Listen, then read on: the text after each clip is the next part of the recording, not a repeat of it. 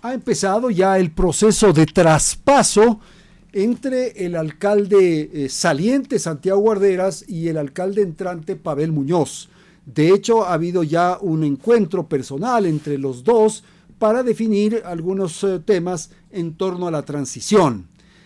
Esto y otros elementos que se han presentado en el transcurso de los últimos días obliga o exige a la población y a quienes están alrededor del tema ciudad, del tema Quito, obliga, a pensar, a reflexionar sobre los elementos fundamentales, urgentes, que requiere la ciudad.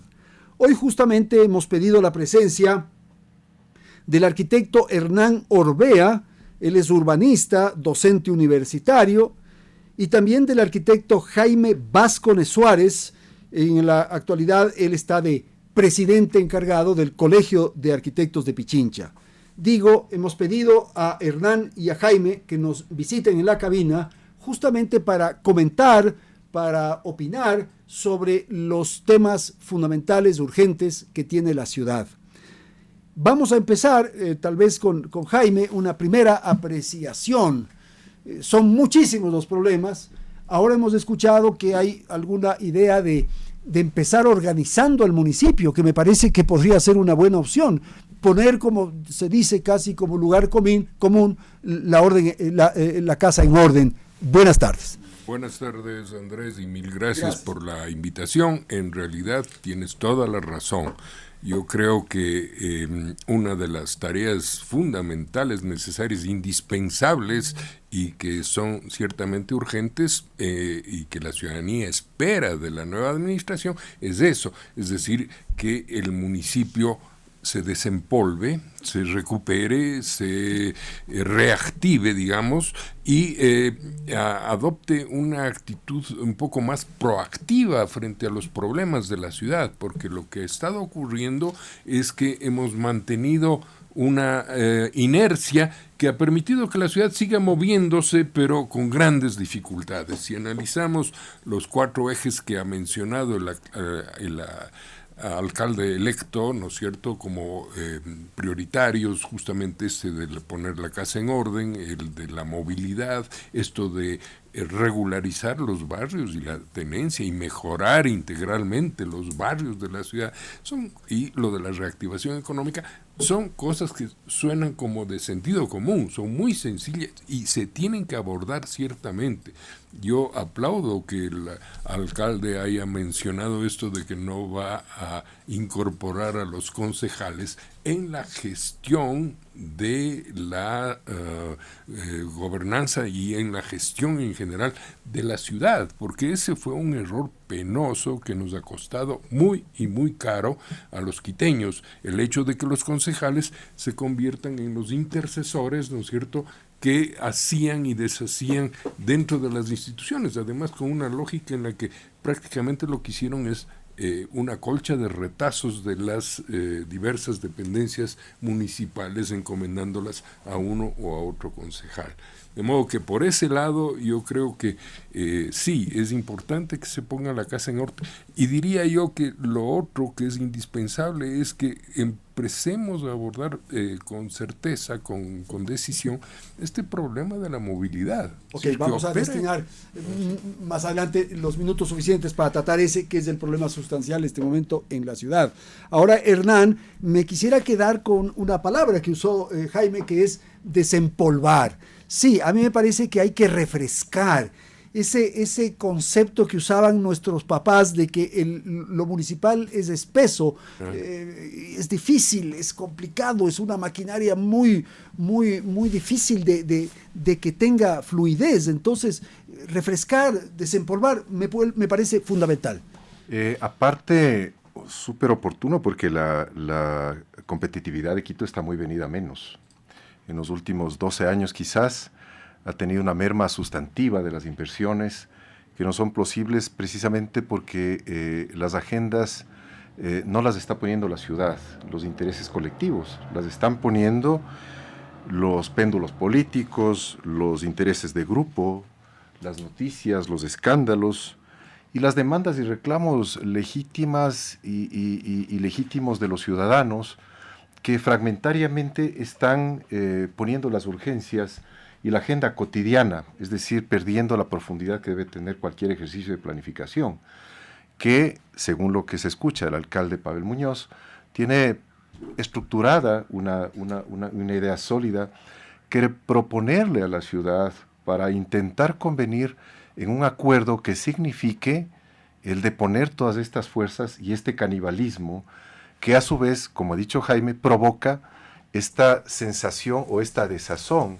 respecto del manejo de la ciudad que la ha inmovilizado. Se tramitan gestiones, cosas necesarias para que la ciudad en términos de su construcción subsista, persista, y los obstáculos por las amenazas de los juicios de la Contraloría, de cualquier funcionario de cualquier orden, nivel o sector, siente que inmovilizarse es el único camino posible porque tiene que sobrevivir. Para sobrevivir.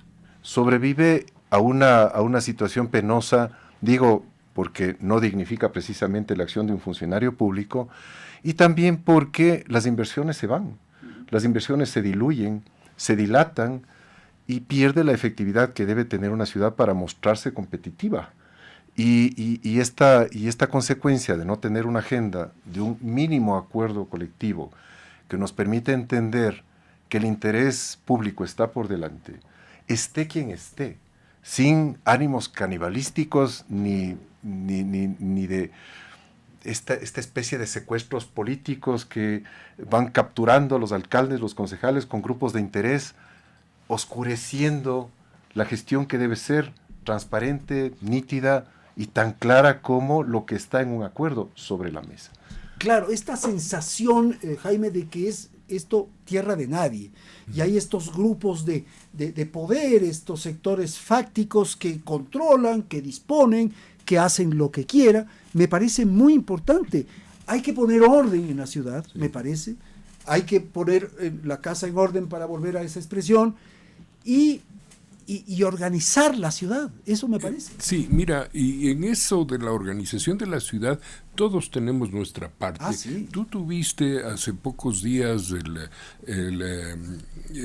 gesto de invitarle a María Samaniego, a la presidenta del Colegio de Arquitectos, para que presente este programa que iniciamos durante el periodo electoral de Quito necesita tu voz, que era el afán que teníamos era justamente el de contactar a los candidatos, ¿no es cierto? Y ellos, buena parte de ellos participaron, presentaron sus ideas, inclusive el alcalde electo Muñoz, pero también hacer oír la voz de la ciudadanía. Y tuvimos un éxito que yo considero que, si no es estruendoso, por lo menos es satisfactorio ver que ciertamente estimamos que alrededor de 180,000 personas se enteraron de que había esta cosa. Hubo más de 12,000 visitas al sitio, gente que leyó, que analizó, que comparó las expresiones de unos y otros, y hubo alrededor de 250, algo así, personas que se dieron el trabajo de escribir y opinar sobre los 9 o 10 problemas que habíamos planteado, que el colegio propuso como los ámbitos, ¿no es cierto?, para propiciar la discusión. En este momento estamos haciendo una evaluación de eso y estamos haciendo una sistematización, porque nos parece bien importante, primero, que la ciudadanía se entere de que hay cosas como estas, que son canales que el colegio está decidido a mantenerlo, porque creo que es fundamental que la ciudadanía tenga formas de expresión que no necesariamente tengan que recurrir al amarillismo del radio, de la noticia, ¿no es verdad?, que simplemente hace escándalo, sino que sean canales por los cuales las personas puedan comunicarse, expresarse y opinar. Y luego también para que el alcalde y los concejales y el municipio como institución también se entere que hay una ciudadanía consciente y que tiene toda la capacidad para expresarse y opinar. Y entonces esta lógica... Ahí aparece mucho esto del desorden, del caos, de la anarquía en la que vivimos. Pues ciertamente, porque lo que ocurre es que también se dice que el gobierno local debería ser el abanderado, ¿verdad?, el que conduce y lleva hacia adelante, hacia el progreso a la ciudad. Pero lo que ha pasado recientemente es más bien que el municipio se ha convertido en una rémora, en un obstáculo, en un problema a resolver, quizás el más grande en algunos de los sectores, como el sector de la construcción, ¿verdad? Entonces, para los profesionales, para los arquitectos, se vuelve un dolor de cabeza tener que bregar con unos trámites interminables y con unas gestiones que no se acaban nunca. Pero por otro lado son absolutamente ineficientes para controlar. El otro día hablábamos con amigos, lo que pasa es que ya es parte del escenario, del paisaje y no nos damos cuenta.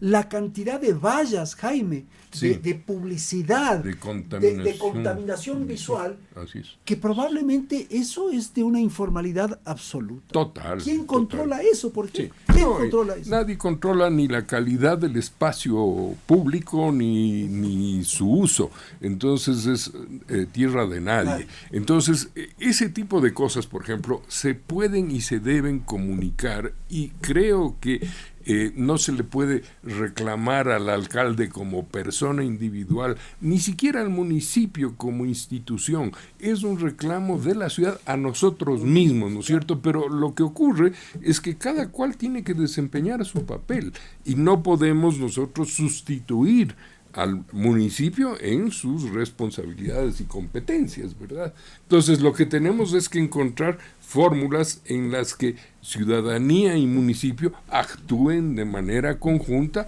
y hagan de la vida cotidiana y de la gestión urbana un proceso razonable, pues, y lógico. De acuerdo, y eso es lo que pasa, Hernán, esta referencia que he hecho a lo de las vallas, también podríamos repetir en una cantidad de otras circunstancias que las vemos diariamente, que están en las veredas, en las calles de nuestra ciudad, los que ponen estos anuncios también para llevar o para atraer clientes a su negocio, el desorden que hay en las condiciones de las veredas, el ruido, bueno, todo esto que vivimos, una especie de turización, y esa es responsabilidad sin duda del municipio, pero también nuestra, pues nosotros somos los que vivimos aquí. La informalidad en todas sus expresiones toma espacio cuando la formalidad no la fomenta. Claro. Por tanto, si es que el ámbito político está así, si la economía tiene esta laxitud, si es que la sociedad que está acostumbrada a una cultura de la descalificación, de la fragmentación, del señalamiento al otro, de estas divisiones que se han empezado a escuchar sobre que a nosotros nos pertenece y que es de territorio, digamos, el caldo de cultivo para que esta tierra de nadie funcione, opere. Yo creo que es además negocio de muchos, pero definitivamente no tiene que ver con el interés general. Y sin duda, perdón una interrupción, hay muchísimos que deben estar lucrando, beneficiándose del desorden. Absolutamente, y empecemos por el más acuciante de los problemas reflejado en las encuestas de los ciudadanos, que es la inseguridad. La inseguridad es digna hija de la violencia, y la violencia de ciertas carencias desde el nivel económico, cultural y educativo que tiene la población.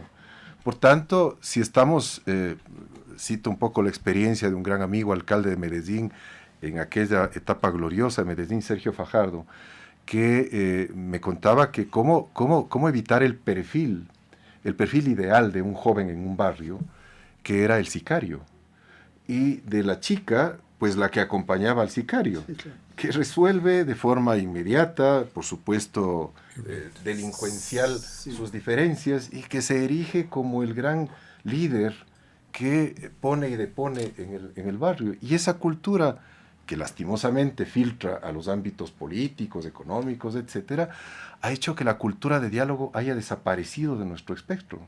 No somos capaces de construir una negociación de intereses a través del ejercicio de ciertos valores, y que nos ponga frente a una apuesta estratégica que tuve la suerte de participar, a propósito, con la complicidad plena del Colegio de Arquitectos, cuando el Plan Equinoccio 21, en el año 2005, vio la luz, justo fruto de la orientación que necesitaba la municipalidad, y lo propusieron con el alcalde Moncayo y el secretario Diego Carrión por delante, a que la comunidad discuta unos mínimos para que se pacte ese consenso. Por supuesto, las sucesiones políticas han hecho que se vaya diluyendo, pero yo que tengo, pues por el orgullo de haber participado liderando el eje territorial, tengo la prolijidad de ir revisando y se ha cumplido. Y se ha cumplido. Pero para bien o para mal. No, el aeropuerto de Quito es una victoria corta de ese plan. La ruta viva es una victoria corta de ese plan. Se queda, por supuesto, en el tintero la zona franca junto al aeropuerto. Por ejemplo, las plataformas gubernamentales, en donde participé desde otro ángulo y punto de vista, a propósito, en casualidad, con el alcalde Muñoz en calidad de secretario de Desempleados, en donde se reprogramó toda la distribución del aparato público para que exista una equidad territorial. El metro de Quito y otras cosas que se han cumplido en el más absoluto de los anonimatos. Pero rescato la forma. 1.700 personas que representaban más de 500 instituciones. Eso me parece lindo a mí, esta especie de tanque de pensamiento que dicen los gringos, ¿no? Que deberíamos pensar, que deberíamos construir, que nos deberíamos unir. Es imposible, naturalmente, todos los ciudadanos, pero sí representaciones, a pensar, Jaime, la ciudad que queremos. ¿Cómo organizar esta ciudad? ¿Qué ciudad queremos y cómo hacerla para que sea una ciudad agradable y no tengamos este estrés, esta tensión, esta angustia en la que vivimos todo el tiempo? Mira, sí, en efecto, es necesario sentarse a pensar y es necesario entender que la planificación es un ejercicio no municipal, es un ejercicio ciudadano, es un ejercicio de la ciudad que a la municipalidad le debe entregar como mandato ejecutar un plan, no a la inversa, que el municipio construye un plan y los ciudadanos apenas nos enteramos de su contenido, tarde, mal o nunca. Lo otro es que hay que entender que hay instancias, hay niveles, hay franjas que tienen que necesariamente considerarse. Yo soy muy opuesto y crítico de quienes creen que la solución de los problemas está en fragmentar y hacer del municipio 5 o 7 o 9 mini municipios. Creo que por ese camino lo único que hacemos es regar de migas el plato y finalmente nadie resuelve los problemas serios. Hay que mirar a la ciudad desde la perspectiva que ahora tiene, que es un distrito metropolitano, no como una declaración teórica simplemente que se la hizo hace 40 años, sino con todas las implicaciones que eso tiene, entender la significación que tiene, por ejemplo, en términos ambientales, la situación metropolitana, igual lo de riesgos, lo de seguridad, lo de movilidad inclusive, hay montones de ejes que son necesariamente y que tienen que trabajarse a ese nivel. Pero luego tú tienes que ir descendiendo y hemos hecho los planes maestros del plan de gestión y uso del suelo, eso lo ha hecho el municipio y allí se enuncian una cantidad de cosas y se plantean una cantidad de propuestas, pero que no se concretan en lo local, no se concretan en esto que ahora llaman los polígonos de planificación y que antes se identificaban como los barrios, los vecindarios, los sectores, ¿no es cierto?, en donde tú tienes que trabajar allí sí de la mano de los vecinos, ¿no es cierto?, que son los que conocen qué problemas existen, para resolver uno a uno, caso por caso, los conflictos que hay en esta esquina y en ese lote baldío y en esta otra cuadra en donde es decir, hay cantidades de cosas que solamente en la escala micro se pueden resolver. Lo que hemos hecho en Quito en los últimos años ha sido trabajar la franja intermedia. Nos descuidamos y por eso nos sorprenden que se produzcan avalanchas o que se produzcan cosas como las que ocurrieron hace un año en la Gasca. Pero fíjate ahí, porque yo traté hace pocos instantes el tema de las quebradas. No es un tema de discusión o de debate político. Claro. El tema es la movilidad, la seguridad, el empleo, la competitividad, bueno, hay una serie de cosas, pero las quebradas no. Claro. Solamente cuando hay una tragedia, ahí sí. Ahí nos empezamos a preocupar y nos enteramos de la complejidad Pero, y lo otro, ¿no es cierto? Es decir, este otro trabajo que no se ha hecho tampoco, que es el trabajo en lo local, en el ámbito más barrial de la escala micro de la ciudad. Y allí hay cantidades de cosas por hacerse, porque allí es donde vivimos los ciudadanos en la cotidianidad. Todas las carencias, todos los vacíos, todas las los errores que se cometen y la carencia de control que tú señalas, ¿no? Es decir, esta no man's land que hay en la ciudad. Ok, no sé si quieras comentar algo, ¿verdad? A ver, por supuesto que perdemos de vista los problemas reales y no desconozco que los niveles de inseguridad y todo esto son importantísimos, nadie dice que no. Lanzo 3 datos. Hay 180,000 metros cuadrados de oficinas absolutamente vacíos en el centro norte de Quito, en donde creemos que hay una vitalidad enorme, y resulta que el vacío no solo es mal negocio para el propietario, sino es un deterioro paulatino de los sectores y por tanto una herencia terrible para la propia ciudad. 180,000 metros cuadrados de oficinas vacantes. En manos privadas y también de oficinas públicas. Por supuesto que sí. A lo largo de la 10 de agosto, y con un ejercicio que también tuvo la complicidad del Colegio de Arquitectos, que se analizó toda esta franja central, hay, no me atrevo a decir, pero centenas de miles de metros cuadrados absolutamente desocupados. Abandonados, ¿no? Abandonados. O sea, el abandono de la ciudad a manos privadas o lo que sea, significa, insisto, un deterioro para la ciudad. Entender esa fragmentación no como las delimitaciones, y peor todavía para peyorizar al otro, etcétera, sino como un mosaico. Una vez un gran profesor de la facultad, Francisco Ursúa, me decía, oye, ¿qué es la diferencia entre vidrios rotos y un mosaico? Las capacidades que tenemos de poner el plomo en donde hay que poner para que una pila de basura se convierte en una obra de arte. Esa es no la que se le encarga al alcalde Pavel Muñoz, ni más faltaba, la que con la actitud que debemos de enfrentar, siendo capaces de juntar instituciones, personas, a pensar la ciudad, a no solo sacarle de estos problemas que son los acuciantes y los que más se comentan, sino estos otros que además pueden ser detonadores de la resolución de los principales problemas. Porque no se piensa, no se actúa. ¿Pero qué crees que se debe hacer con eso?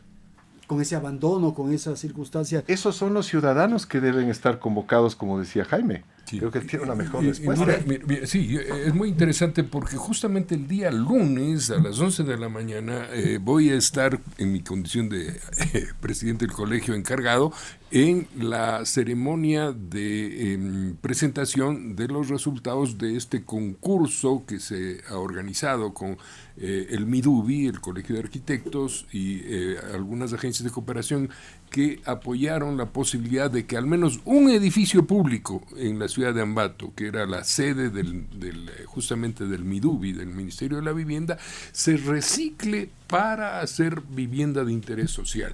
70 grupos de profesionales presentaron sus propuestas y eso da cuenta, fíjate, de la cantidad de la capacidad ociosa que tiene este país, de gente que está deseosa de pensamiento. Claro, gente que está deseosa de contribuir y de hacer un trabajo, pero que no lo puede hacer simplemente porque no le dan oportunidad. Ahora, eso me parece que es importante, Hernán, para que continúes después de la palabra a Jaime, y es que hay que hacer propuestas inteligentes, por eso decía lo del talento, porque de lo contrario se vuelven líricas, ¿no? Poesía. Entonces vamos a repoblar el centro y vamos a llevar a las misiones diplomáticas y algunas embajadas están interesadas en comprar unas casonas del centro, o queremos hacer agencias o ¿cómo se llama?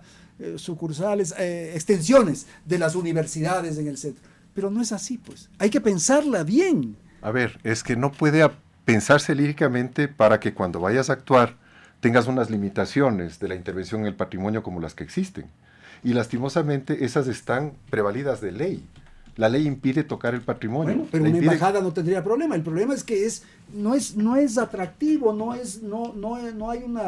hay nada que los pueda conducir a una embajada a trasladarse allá. Pero en todo caso la solución debe ser integral. Una embajada, integral, eso sí. Una embajada es pues una evidencia o 5 o 6, las que fueron y las que se devolvieron al centro norte. Sí, además se devolvieron. Por tanto, esas suposiciones, eso tiene que ser acciones planificadas. Hace poco, en la Universidad Católica, en donde yo trabajo, en la Facultad de Arquitectura, se planteó para la Mariscal un ejercicio que se llamó Mariscalidad. Devolverle no solamente vitalidad, sino calidad a la Mariscal. fue, como un ejercicio de taller, al principal lugar de exposición de la ciudad, en el centro, en el antiguo San Juan de Dios, un centro cultural importantísimo, hacer una exposición que tuvo 450 visitas guiadas a gente que preguntaba qué es arquitectura, qué es intervenir sobre un gran sector. Y partíamos de una premisa: si es que no hablamos del todo, no podemos hablar de la parte. Y estos pequeños fragmentos tienen que ser, ahora sí, no la colcha de retazos, sino el mosaico inteligentemente construido. Inteligentemente, porque yo he visto en algunas ciudades que se han recuperado plenamente con esta habilidad, con esta capacidad, con este talento. En Nueva York, en Brooklyn, en la parte alta, era tremendo como había la delincuencia y zonas complicadísimas, y se logró recuperar, pero con esto, con inteligencia. Porque insisto un poco, invitar a las embajadas, qué bonito, o vengan las extensiones universitarias, qué bonito, pero hay que hacer el todo para un poco ir en esa línea. Por favor, Jaime. Sí, mira, lo que ocurre es que a veces nos perdemos en el bosque, ¿no es cierto? Y el árbol no nos permite ver la complejidad del asunto. Pero ciertamente lo que, al menos en el colegio, estamos convencidos que es necesario hacer es ejecutar proyectos que sean visibles y más que visibles, viables, es decir, cosas que se puedan concretar. Lo que Hernán comentaba respecto al número de metros cuadrados de oficinas que están abandonadas en Quito, se suma al número de departamentos que están en venta y el número de casas que están cerradas o convertidas en bodegas. Y ese que era un fenómeno que exclusivamente se daba en el centro histórico, ahora se reproduce en la Mariscal, se reproduce en la Floresta, ocurre en la Jipijapa, pasa en la Concepción y en Rumipamba, y al sur en la Villa Flora, etcétera. Es decir, es un fenómeno complejísimo y que no puede ser tratado a la ligera. No creo yo que hacer un proyecto de una unidad, digamos, de varios departamentos o lo que fuese, sea significativo si es que no abordamos a la par los otros problemas que están en torno a esa situación. Si hay problemas de informalidad, de inseguridad, de conectividad, de abastecimiento. Claro, porque habrá que pensar que ese abandono tiene una razón. Hay razones. Por algo se produce. La gente se va porque es. No le gusta vivir en ese ruido, en esa contaminación. La 10 de agosto, por ejemplo. Debe ser tremendo vivir ahí. Pasan estos vehículos con estas chimeneas botando el humo, los ruidos, los pitos, y claro, buscan un lugar más agradable para vivir. Eso es absolutamente natural. O el peligro. La inseguridad. Eso es absolutamente entendible. Y el mercado ha entendido muchísimo esto. Claro, eso mucho más hábiles. Con la perspicacia para que sepa que cada 10 años hay una mudanza de una ciudad. ¿Seguro? Yo viví en Barcelona, en un edificio en donde una familia vivía 170 años en el edificio. Generaciones. Pero claro, la capacidad de control que había para que estos malos usos no se produzcan, etcétera, hacía que persista y se tolere en base de un respeto irrestricto garantizado por el ejercicio de la ley, el ejercicio de la autoridad, para que eso sencillamente se mantenga. Entonces esas condiciones, yo no doy por perdida la batalla, ni mucho menos. No, pues me parece empezar la batalla. No, o sea, Quito tiene las posibilidades, y conozco por la cuestión del oficio muchísimas ciudades con auténticos problemas y a profundidad.